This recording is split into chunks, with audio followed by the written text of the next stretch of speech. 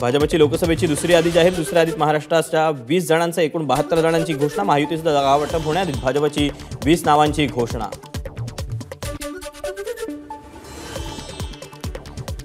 मुंबई उत्तरमधून गोपाळ शेट्टी यांना उमेदवारी नाकारत त्यांच्या जागी केंद्रीय मंत्री पियुष गोयल यांना उमेदवारी जाहीर। मुंबई उत्तर पूर्वेतून मनोज कोटक यांचा पत्ता कट, त्यांच्या जागी मुलुंडचे आमदार मिहिर कोटेचा यांची वर्णी। पुण्याचे खासदार गिरीश बापट यांच्या निधनानंतर पुण्याचं खासदारकीचं तिकीट भाजप कुणाला देणार याबाबत अनेक चर्चा होत्या। अखेर माजी महापौर मुरलीधर मोहोळ यांना तिकीट, तर अहमदनगरमधून सुजय विखे पाटील यांनाच सलग दुसऱ्यांदा उमेदवारी जाहीर।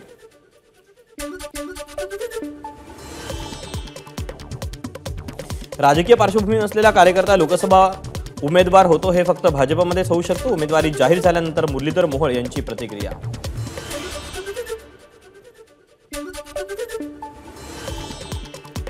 पंतप्रधान मोदींच्या 400 पारमध्ये अहमदनगरचा मोठा वाटा असेल। अहमदनगरमधून उमेदवारी जाहीर झाल्यानंतर सुजय विखेंना विश्वास।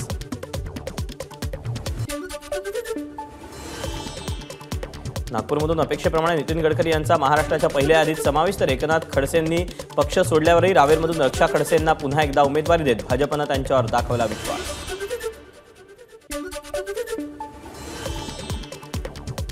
नागपूर विमानतळावर नितीन गडकरींचं जल्लोषात स्वागत। नागपुरातून उमेदवारी जाहीर झाल्यानंतर कार्यकर्त्यांकडून फटाक्यांची आतषबाजी आणि ढोल ताशांच्या गजरात गडकरींचं स्वागत।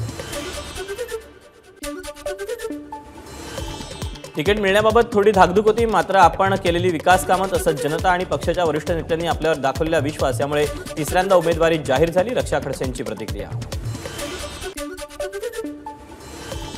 प्रकृती अस्वास्थ्यामुळे अकोल्याचे विद्यमान खासदार आणि माजी मंत्री संजय धोत्रे यांच्याऐवजी त्यांचे पुत्र अनुप धोत्रे यांना भाजपकडून तिकीट जाहीर।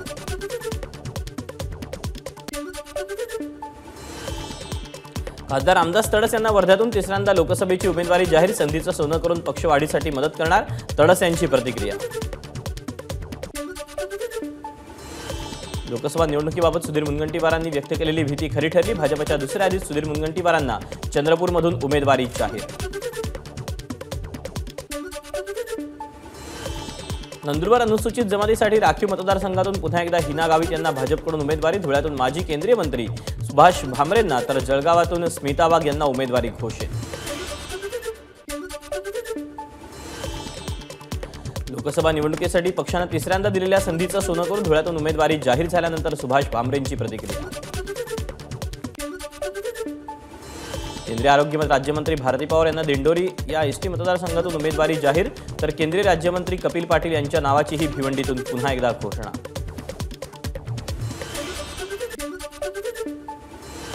अशोक चव्हाणांनी भाजपमध्ये प्रवेश केल्यानंतर नांदेडमध्ये विद्यमान खासदारांना कोणताही धक्का नाही। नांदेडमधून प्रतापराव चिखलीकर हेच पुन्हा एकदा भाजपचे उमेदवार, तर जालन्यातून केंद्रीय रेल्वे राज्यमंत्री रावसाहेब दानवे यांना तिकीट। अशोक चव्हाण आमच्याकडे आले आहेत, मतदारसंघात त्यांची वेगळी ताकद। आता दोघं एकत्र आल्यानं विजय मोठा होईल।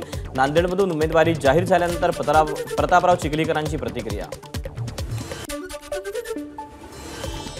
पक्षानं 6व्यांदा माझ्यावर विश्वास ठेवला, निवडून देणं मतदारांच्या हाती, मात्र पुढच्या काळात पक्ष जे निर्णय घेईल ती जबाबदारी पार पाडू। जालन्यातून उमेदवारी जाहीर झाल्यानंतर रावसाहेब दानवेंची प्रतिक्रिया।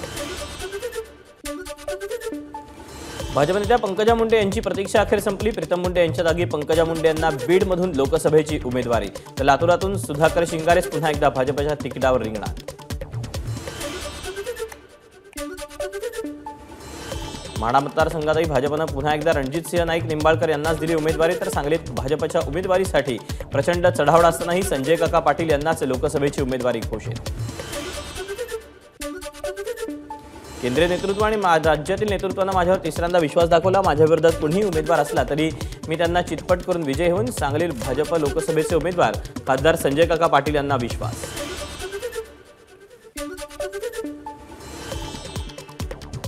25 ते 30 वर्षांनंतर कोल्हापूरची जागा काँग्रेसला मिळाली, यामागील षडयंत्र सर्वांना माहिती। खासदार धनंजय महाडिक यांची सतेज पाटील यांच्यावर टीका।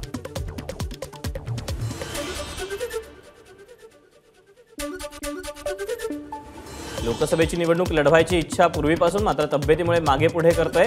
वैद्यकीय सल्ल्याशिवाय मी निवडणूक लढवू शकत नाही, एकनाथ खडसेंचं वक्तव्य। विदर्भातील 10 पैकी 4 जागांवर भाजपचे उमेदवार जाहीर। नागपुरातून नितीन गडकरी, चंद्रपूरमधून सुधीर मुनगंटीवार, अकोल्यातून अनुप धोत्रे आणि वर्ध्यातून आमदार सडस उमेदवार, तर 6 जागांवर अजूनही प्रतीक्षा कायम।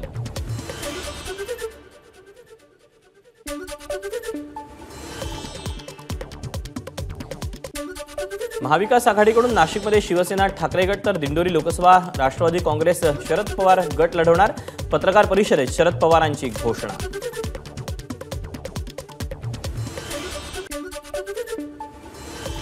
नाशिक जिल्ह्यात शरद पवार आणि उद्धव ठाकरेंचे वार, त्यामुळे नाशिक आणि दिंडोरीची जागा मवियाकडे येतील। आम्हाला कोणताही नारा देण्याची गरज नाही, जनतेचा विश्वास आणि कौल आम्हालाच मिळेल, जयंत पाटलांना विश्वास।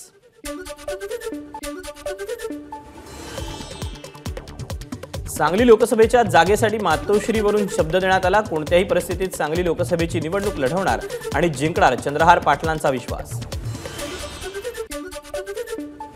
वंचित आणि रिपब्लिकन पक्षाने एकत्रित निवडणूक लढवावी, राजेंद्र गवईंचं वक्तव्य। युती झाल्यास वंचित 40 आणि रिपब्लिकन पक्ष 8 जागांवर लढायला तयार।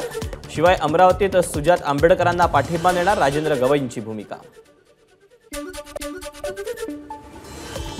अहमदनगर लोकसभेसाठी मराठा समाजाचे 600 पेक्षा अधिक उमेदवार उभे करणार, मराठा समन्वयक राम जरांगे यांची माहिती। मराठा आरक्षणाच्या मुद्द्यावर जरांगे समर्थक आक्रमक।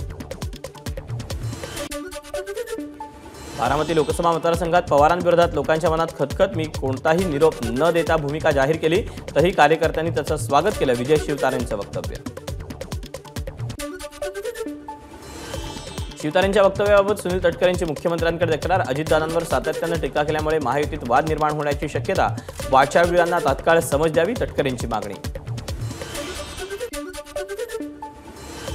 विजय शिवतारेंबाबत आम्ही यापूर्वी मुख्यमंत्र्यांकडे तक्रार केली, पण तरीही ऐकलं जात नसेल तर शिवतारेंना त्यांची अवकात दाखवल्याशिवाय राहणार नाही, अमोल मिटकरींची टीका।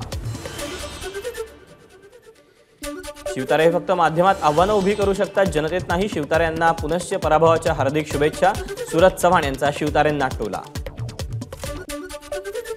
विजय शिवतारे निवडणूक लढवणार असतील तर आम्ही त्यांच्यासोबत राहू, शिवतारेंची इच्छा असेल तर त्यांनी प्रहारवर त्यांना उभं करू, बच्चू कडूंची माहिती। विजय शिवतारेंना मुख्यमंत्री शिंदेंनी बैठकीसाठी बोलावलं, दुपारी वर्षाळ मुख्यमंत्री आणि शिवतारेंची बैठक। बारामतीतून लोकसभा लढवण्याची शिवतारेंकडून घोषणा। बारामती तालुक्याच्या दौऱ्यावेळी अजित पवारांच्या काटेवाडीत विजय शिवतारेंचं जल्लोषात स्वागत। पवारांचं श्रद्धास्थान असलेल्या कण्हेच्या मारुतीरायाचं शिवतारेंनी घेतलं दर्शन। बारामती लोकसभा मतदारसंघात शिवतारेंचा दौरा, त्याआधी शिवतारेंनी घेतलं जेजुरीच्या खंडोबाचं दर्शन। आगामी निवडणुकीत खासदार करा, शिवतारेंचं खंडेरायाला साकडं।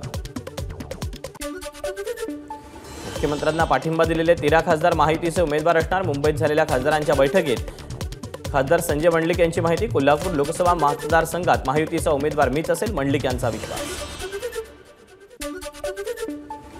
उद्धव ठाकरे, राष्ट्रवादी आणि काँग्रेस एकत्र निवडणूक लढवणार, 2-3 जागांवर चर्चा सुरू। येत्या 3 ते 4 दिवसात निवडणुकीचा कार्यक्रम जाहीर होईल, शरद पवारांची माहिती। लवकरच महाविकास आघाडीचं जागावाटप होईल, 15 आणि 16 तारखेला पुन्हा बैठक होणार। प्रकाश आंबेडकरांच्या पत्रावर बैठकीत निर्णय घेतला जाईल, जयंत पाटलांची माहिती। राहुल गांधींच्या भारत जोडो न्याय यात्रेनिमित्त चांदवडमध्ये आज सभा, शरद पवार, संजय राऊतांच्या उपस्थितीत शेतकरी परिषद आणि सभा पार पडणार। राहुल गांधींच्या भारत जोडो न्याय यात्रेत शेतकऱ्यांचा कांदा रथ सहभागी होणार। शेतकऱ्यांच्या व्यथा मांडण्यासाठी गेल्या 20 ते 25 दिवसांपासून हा रथ नाशिक जिल्ह्यात फिरतोय। आरएसएस आणि कट्टरपंथी धर्माधर्मात वाद आणि भांडणं लावतात। यात्रेदरम्यान राहुल गांधींचा आरएसएसवर जोरदार हल्लाबोल, तर अदानीसारख्या मुठभर उद्योगपतींच्या हाती देशाची संपत्ती जावी असे प्रयत्न चालवले जात आहेत, राहुल गांधींचा आरोप।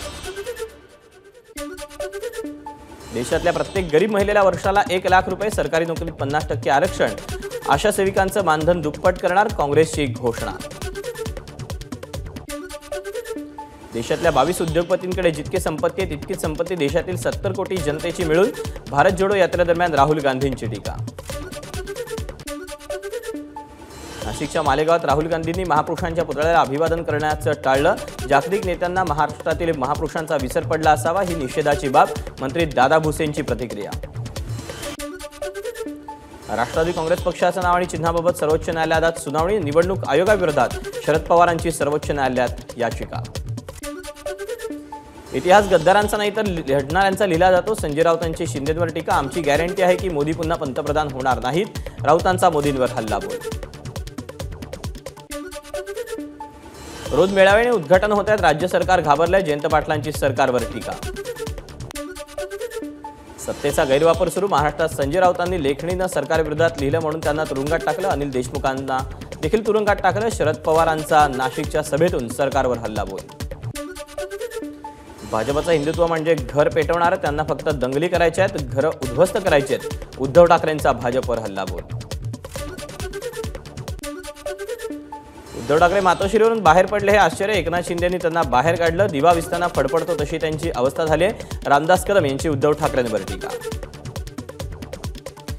आम्ही कुठलाही दावा केला नाही, मात्र महायुतीमध्ये सन्मान मिळायला हवा. मी खासदार हे अभियान राबवणार. बच्चू कडूंची माहिती.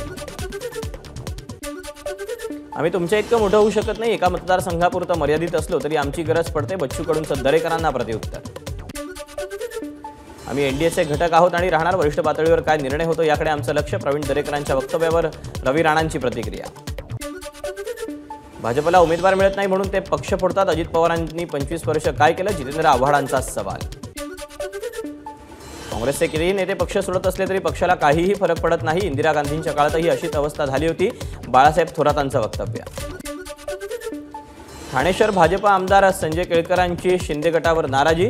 युतीचा धर्म पाळला पाहिजे असं म्हणायचं आणि प्रत्यक्षात दुसरंच करायचं हे योग्य नाही. केळकरांचं मत. आपल्यासोबत आलेल्या सर्वांना पुन्हा निवडून आणणार. कुणी निवडून आलं नाही तर राजीनामा देईन असं मुख्यमंत्र्यांनी म्हटलं होतं. आता राजीनामा सोडा. आधी निवडून आलेल्या खासदारांना उमेदवारी तरी मिळवून द्या. अनिल परवांचा मुख्यमंत्र्यांना टोला. आमदार निलेश लंके आज शरद पवारांच्या राष्ट्रवादीत प्रवेश करण्याची शक्यता. सुजय विखेंविरोधात लंकेंना तिकीट मिळण्याची शक्यता. नांदेड जिल्हा काँग्रेसला आणखी एक धक्का. नायगाव मतदारसंघातल्या मारुतराव कवळे गुरुजी यांचा भाजपात प्रवेश. प्रदेशाध्यक्ष चंद्रशेखर बावनकुळे, आमदार राजेश पवार आणि अमर राजूरकरांच्या उपस्थितीमध्ये पक्षप्रवेश. राज ठाकरेंचा फोन आला पण त्यांच्याशी बोललो नाही, कारण त्यांच्याशी खोटं बोलता येणार नाही. वसंत मोरेंचं राजीनाम्यानंतर वक्तव्य. राज ठाकरेंचा मुंबई उत्तर पश्चिम दौरा रद्द. सलग दुसऱ्या दिवशीचे मतदारसंघातले दौरे रद्द. मनसे महायुतीत सहभागी होणार का याबाबत राजकीय वर्तुळात चर्चा. उद्धव ठाकरे आज रत्नागिरी दौऱ्यावर. गुहागरमध्ये ठाकरेंची जाहीर सभा. जनसंवाद कार्यक्रमाच्या माध्यमातून उद्धव ठाकरे साधणार नागरिकांशी संवाद. अनंत गीतेंकडून सभास्थळाची पाहणी. माजी न्यायमूर्ती संदीप शिंदे समितीला 30 एप्रिलपर्यंत मुदतवाढ. कुणबी प्रमाणपत्र नोंदणीची माहिती गोळा करण्यासाठी समिती गठीत केली होती. मराठी भाषेचा प्रचार आणि प्रसारासाठी अद्ययावत मराठी भाषा धोरण जाहीर. नवतंत्रज्ञानाचा समावेश असलेल्या मराठी भाषा धोरणाला मंत्रिमंडळाची मंजुरी. मुंबईतल्या 8 रेल्वे स्थानकांची ब्रिटिशकालीन नावं बदलणार. स्थानकांची नावं बदलण्यास मंत्रिमंडळाची मंजुरी.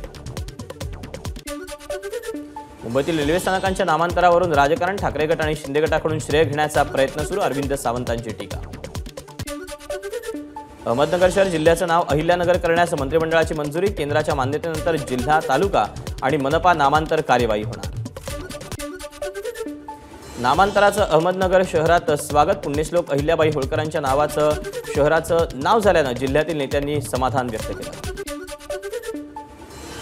निवडणुकांमुळे मंत्रिमंडळानं नामांतराचा निर्णय घेतला, पण आम्ही या निर्णयाचं स्वागत करतो. तातडीनं अंमलबजावणी व्हावी. जयंत पाटलांची मागणी.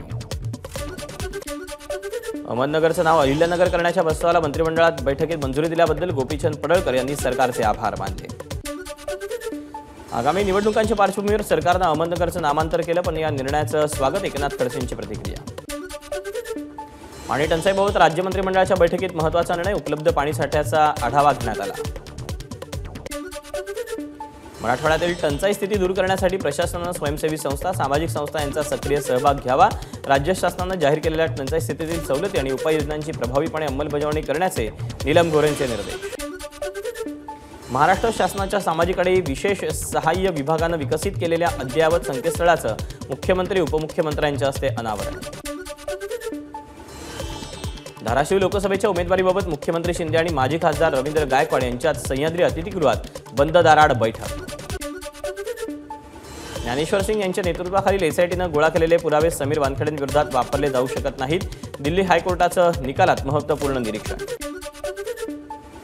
राष्ट्रीय स्वयंसेवक संघाची अखिल भारतीय प्रतिनिधी सभा 15 ते 17 मार्च दरम्यान नागपुरात. या सभेत यंदा 1529 प्रतिनिधी सहभागी होतील. RSSचे अखिल भारतीय प्रचार प्रमुख सुनील आंबेकर यांची माहिती. संघाच्या प्रतिनिधी सभेच्या बैठकीत राम मंदिरात संदर्भातील प्रस्ताव येणार. प्रस्तावात राम मंदिरानंतर देशातील अशाच धार्मिक स्थळांबाबत संघाची भविष्यातील दिशा कळेल. सुनील आंबेकरांचं सूचक विधान. मुंबईतील फुटपाथवर वाहनं चढू नयेत म्हणून लावण्यात आलेले लोखंडी खांब ठरवत आहेत व्हीलचेअरसाठी अडथळा. याबाबत MSRDCनं आजवर काय केलं, हायकोर्टाचा सवाल.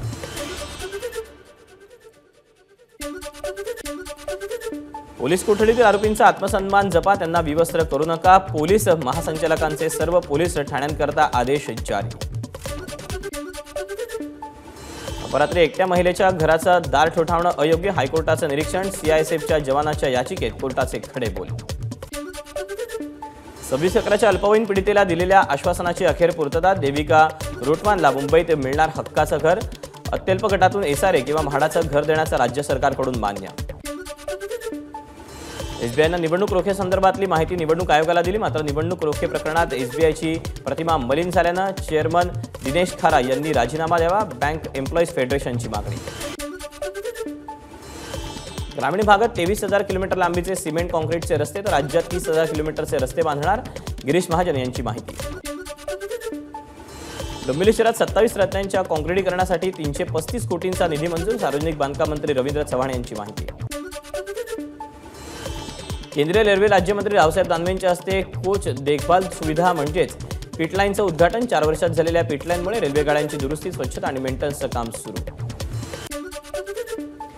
ठाण्यातील महिलांना आजपासून अर्ध्या तिकिटात बस प्रवास करता येणार तर 60 वर्षांवरील नागरिकांना मोफत प्रवास. ठाणे पालिकेच्या अर्थसंकल्पात तरतूद. ठाण्याच्या यशोधनगर नाका परिसरात टेम्पो बस स्टॉपवर आदळल्यानं बस स्टॉप पडला. घटनेत कोणालाही दुखापत नाही. मंगळवेढा तालुक्यातील कायम दुष्काळी 24 गावांना महाराष्ट्र सरकारकडून न्याय मिळाला. मंगळवेढा उपसा सिंचन योजनेला राज्य सरकारची मंजुरी. उपसा सिंचन योजनेला मंजुरी मिळाल्यानंतर मंगळवेढा जल्लोष. 24 गावातील प्रमुख पदाधिकारी आणि कार्यकर्त्यांनी दामाजी पंतांच्या पुतळ्याला पुष्पहार घालून पेढे वाटले. ABP माझाच्या बातमीला यश. केवळ 6,500 मानधनावर 24 तास सेवा देणाऱ्या पोलीस पाटलांच्या वेतनात वाढ. तब्बल 40,000 पोलीस पाटलांचं मानधन दुपटीनं वाढलं. जालन्यात गोपीनाथ मुंडेंच्या फोटोंची विटंबना केल्याची घटना. या प्रकरणी अज्ञाताविरोधात अंबड पोलीस ठाण्यामध्ये एक गुन्हा दाखल. SID प्रमुख पोलीस आयुक्त संदीप कर्णिक यांच्या निवडीला मराठा क्रांती मोर्चाचा विरोध. कर्णिक यांची वादग्रस्त कारकीर्द असल्याचा आरोप. विद्यमान किंवा निवृत्त न्यायमूर्तींमार्फत तपास करण्याची मागणी. नांदेड काँग्रेस कार्यालयाच्या नूतनीकरणाचे 20 लाख रुपये थकल्याचा आरोप. पैसे नाहीतर आत्मदन करावं लागेल. कंत्राटदार राजेश बेंबरे यांचा फेसबुक पोस्टद्वारे इशारा. अहमदनगरच्या दांगपेठेमधील रत्नदीप मेडिकल फाउंडेशनचे अध्यक्ष डॉक्टर भास्कर मोरे यांना अटक. भास्कर मोरे विद्यार्थ्यांचा शारीरिक आणि मानसिक छळ करत असल्याचा आरोप. महाराष्ट्र एकीकरण समिती आणि शिवसेनेवर बंदी घाला. कन्नड रक्षण समितीची कर्नाटक सीमा आणि नदी आयोगाच्या अध्यक्षांकडे हास्यास्पद मागणी. राष्ट्रवादी काँग्रेस अरुणाचल प्रदेश विधानसभा निवडणूक लढणार. राष्ट्रवादी काँग्रेसची अरुणाचल विधानसभेची यादी जाहीर. दादरा नगर हवेलीतून भाजपची कलाबेन डेलकरांना उमेदवारी. उद्धव ठाकरेंना धक्का तर कर्नाटकचे माजी मुख्यमंत्री बसवराज बोम्मईंनाही तिकीट. लोकजनशक्ती पार्टीचे प्रमुख चिराग पासवान यांनी घेतली भाजपचे अध्यक्ष JP नड्डा यांची भेट. NDA-सोबत असल्याची दिली माहिती. बातम्यांसोबतच बुलेटिनमध्ये वेळ झाली एका छोट्याशा ब्रेकची. ब्रेकनंतर अन्य काही महत्त्वाचे अपडेट पाहत राहा ABP माझा. ABP माझा, उघडा डोळे बघा नीट.